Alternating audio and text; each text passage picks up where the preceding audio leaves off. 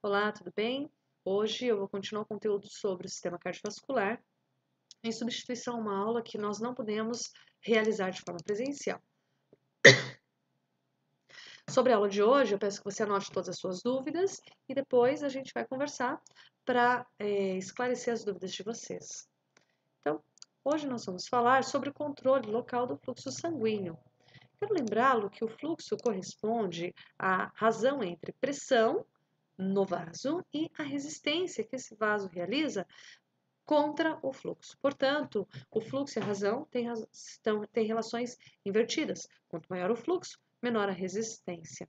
Quando a pressão arterial é mantida de forma constante, a resistência das arteríolas locais, então, irão controlar o fluxo sanguíneo do tecido que está sendo irrigado por esse capilar ou por essa arteríola que está controlando o fluxo do sangue para a arteríola. Bom, nós sabemos que no débito cardíaco nós temos em torno de 5 litros por minuto e esse volume de sangue alcança em maior volume o fígado, os rins, o músculo esquelético e o encéfalo. Observem que esse fluxo elevado de sangue para esses tecidos, ele atende às demandas dos tecidos. Então, tecidos que têm uma menor necessidade de irrigação sanguínea, porque eles têm uma menor taxa metabólica, eles vão ter um menor fluxo de sangue, certo? Agora, quando esse tecido recebe o sangue que está oxigenado e rico em nutrientes, ele vai captar esse oxigênio e esses nutrientes e irá entregar os metabólitos, os restos da função celular, para a circulação venosa, que vai retornar para o coração, alcançar a circulação pulmonar, promover a oxigenação e ser entregue novamente pelo lado esquerdo do coração para a circulação sistêmica. Isso a gente já viu anteriormente, está bem claro para vocês. Desse volume de sangue em uma condição de repouso, nós vamos ter em torno de 15 a 20% desse volume de sangue atendendo às necessidades metabólicas dos músculos. Observem que um outro local de alta taxa metabólica seria, então, o nosso trato gastrointestinal. Acontece que, em uma condição de repouso, nós temos um débito cardíaco de em torno de 5 litros por minuto. Lembra-se quando nós falamos sobre isso? E no exercício? No exercício, com aumento da frequência cardíaca, aumento da força de contração do coração, nós vamos ter, e também o aumento do retorno venoso, nós vamos ter um débito cardíaco que pode aumentar em até 5 vezes, alcançando em torno de 25 litros por minuto. Só que esse volume de sangue que é entregue de forma aumentada para a circulação, devido a toda a organização, reorganização do sistema circulatório para aumentar o débito cardíaco, será principalmente necessário para atender na demanda metabólica dos músculos, que agora passam a receber em torno de 80 a 85% do volume de sangue circulante. Nesse momento, durante o exercício, nós vamos ter uma baixa taxa metabólica no trato gastrointestinal e outros tecidos, de forma que o sangue vai atender a demanda metabólica do músculo e, portanto, estará em maior quantidade encontrado no músculo. Bom, quais são essas necessidades dos tecidos? Receber oxigênio, também a utilização de substratos energéticos e além de obter outros nutrientes. Além disso, o sistema circulatório ele é necessário para a eliminação do dióxido de carbono e de alguns produtos finais do metabolismo, que são restos do metabolismo não utilizados e até tóxicos para a célula. Além disso, nós temos a manutenção das concentrações iônicas apropriadas para o tecido. Mas para que serve essa concentração iônica ideal?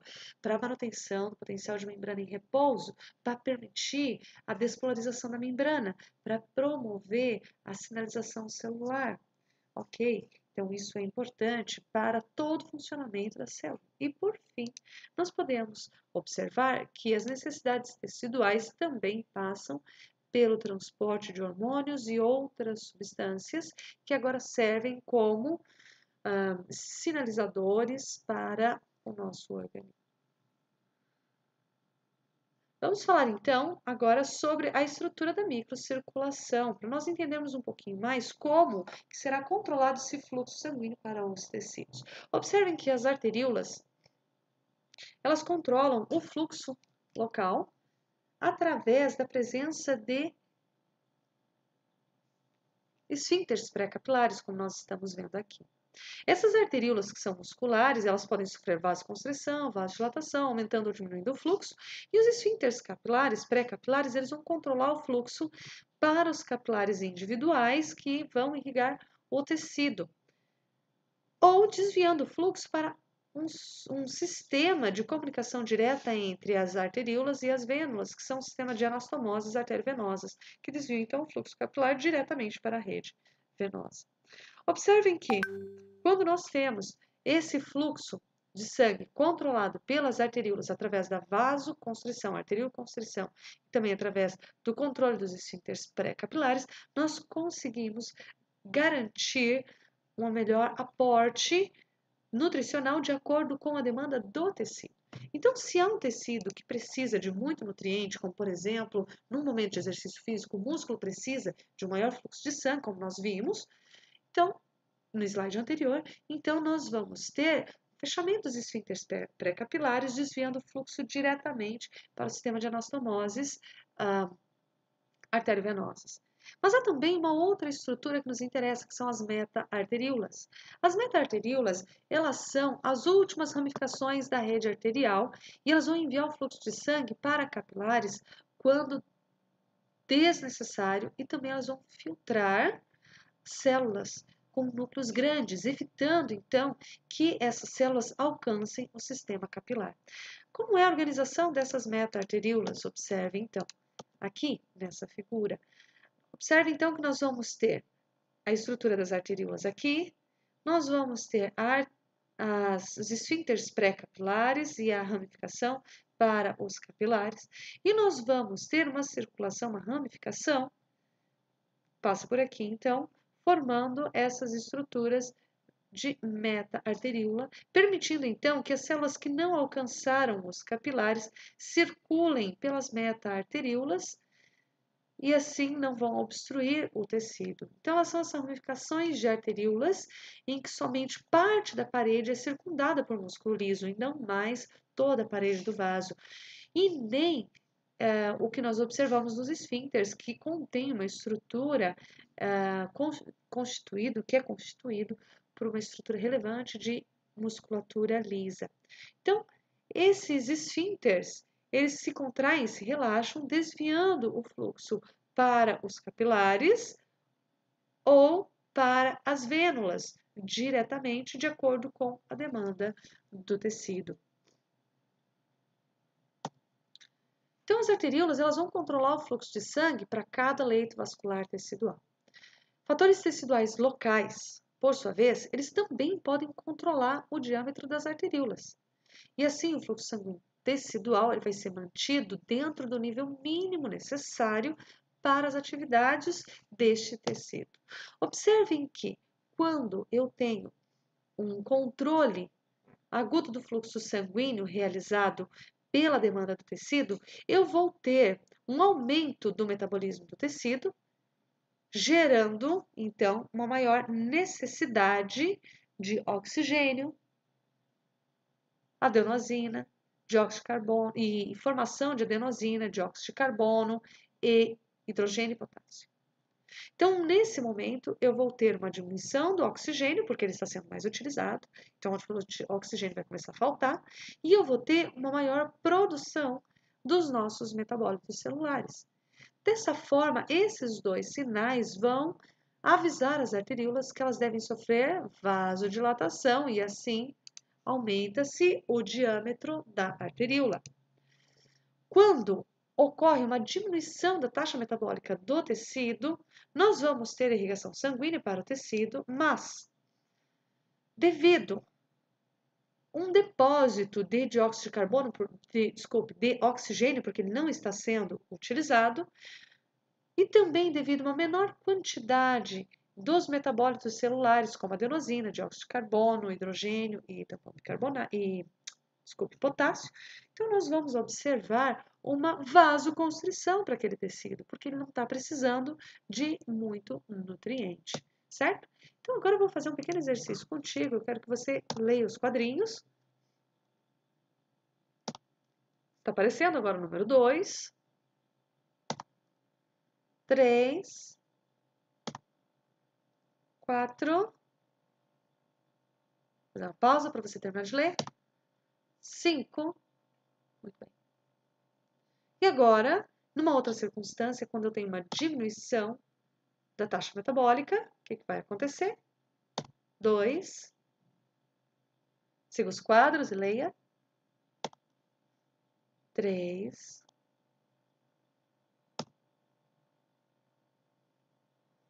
4. 5. Então, agora você percebeu que é o relaxamento da musculatura da arteríola ou a contração da musculatura da arteríola que vai promover vasodilatação ou vasoconstrição. E quem vai promover esse evento sobre a musculatura lisa, quem será o sinal, será a quantidade de oxigênio disponível no tecido e a quantidade de metabólitos da função celular, certo? Bom, então o controle agudo a curto prazo é um controle intrínseco que é realizado pelo próprio endotélio e pelo próprio vaso sanguíneo, certo? Pelo próprio tecido. Então, esse controle agudo, ele vai atender as necessidades metabólicas momentâneas do tecido. E ele é desencadeado por um aumento no consumo do oxigênio. Então, há uma redução do oxigênio disponível no tecido e também um aumento na produção de substâncias vasodilatadoras, como, por exemplo, potássio e adenosina. Esse processo ele é revertido assim que o metabolismo do tecido retorna, então, aos seus níveis anteriores ou níveis basais. Acontece que nós precisamos falar aqui, nós estamos falando do fluxo sanguíneo local, mas o fluxo sanguíneo local depende dessa dilatação da arteríola e geralmente vai ser acompanhado pela dilatação das artérias acima desse tecido. Por quê? Para que eu tenha mais sangue chegando no tecido a partir da vasoconstrição e vasodilatação arteriolar, eu preciso que mais sangue circule no sistema arterial anterior a esse capilar. E dessa forma eu tenho mais sangue chegando no capilar e eu tenho mais sangue atendendo à necessidade metabólica do tecido.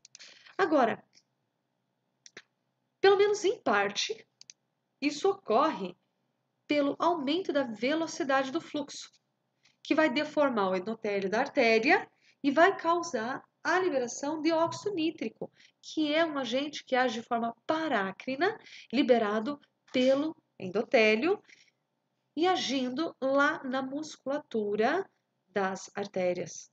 Então vejam que esse aumento da demanda metabólica do tecido, sinalizando para vasodilatação na arteríola, vai permitir que mais sangue flui pela artéria e agora esse maior volume de sangue fluindo pela artéria vai bater na parede da artéria e o endotélio vai ser ativado para liberar óxido nítrico, que é um importante vasodilatador, e esse sim vai sinalizar para a musculatura lisa da artéria, promovendo assim a vasodilatação, ok? Muito bem.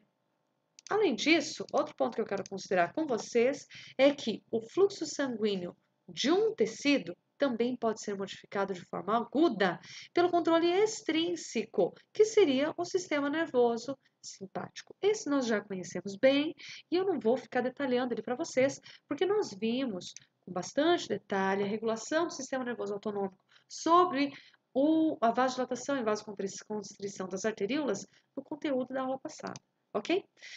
Mas eu quero te lembrar que esta é a principal influência simpática para as arteríolas vasoconstritoras.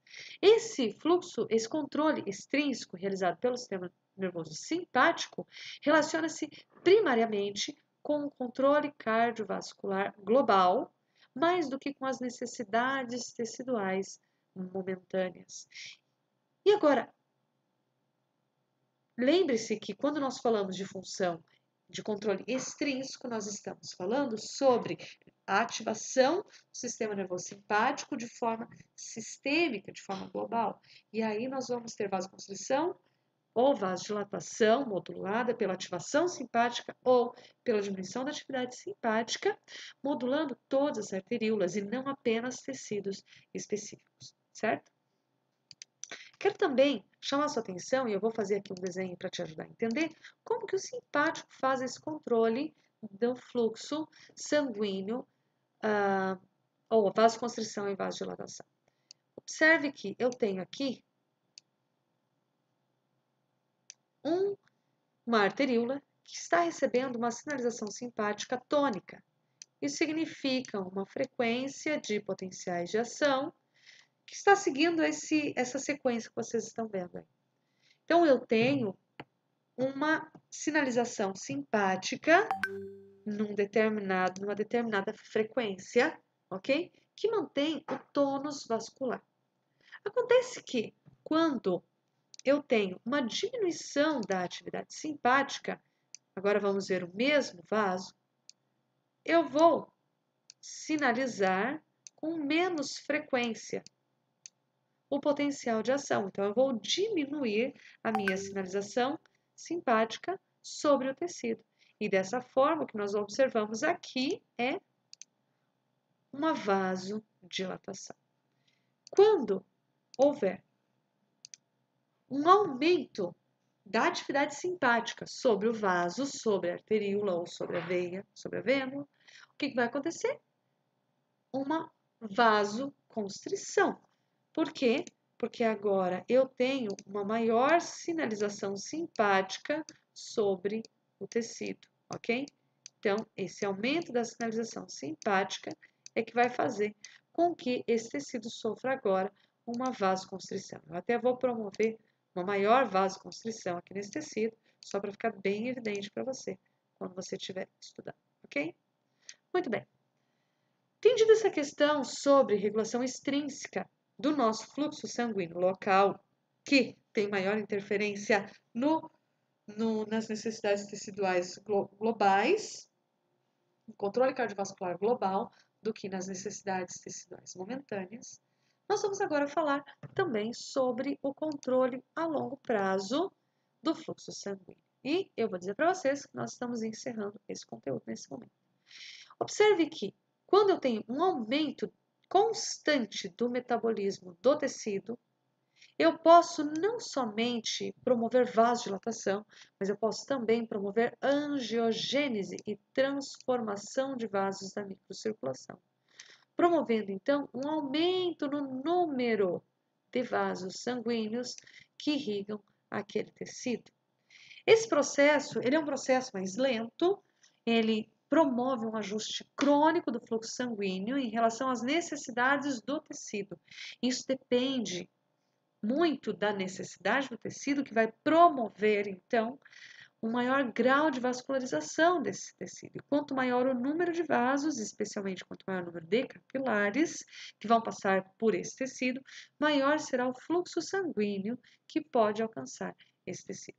Quando que nós observamos esse tipo de circunstância? Quando que nós observamos essa angiogênese promovendo uma mudança estrutural do tecido e maior irrigação do tecido? Duas circunstâncias. A primeira é uma situação fisiológica, em que nós observamos a alteração de tecidos jovens que estão passando por um processo de amadurecimento, tá? Em processos de cicatrização. Então, aqui nós vamos ver esse processo de forma fisiológica. Mas há também uma situação patológica, que é a ocorrência dos tumores, principalmente os tumores malignos. Que o tumor maligno, ele promove uma alta divisão celular e ele precisa de muito nutriente, a ponto que tumores muito grandes podem promover um quadro de caquexia em indivíduos que são portadores desse câncer, porque a demanda metabólica das células em constante divisão celular será tão elevada que irá promover uma diminuição do aporte nutricional para os outros tecidos, levando então a um emagrecimento relevante. Bom, nesse contexto, os tumores, os cânceres, né, os tumores malignos, eles vão promover a liberação de sinalizadores de crescimento de vaso, desencadeando então a angiogênese e assim promovendo maior irrigação desse tecido. E essa é uma forma de controle a longo prazo do fluxo sanguíneo para a regulação do fluxo sanguíneo local de acordo com a demanda do tecido. Muito bem, então esse é o conteúdo que nós estudamos hoje. Eu quero agradecer a atenção de vocês nesse momento e peço que vocês anotem as dúvidas e a gente volta a conversar novamente. Tchau, tchau.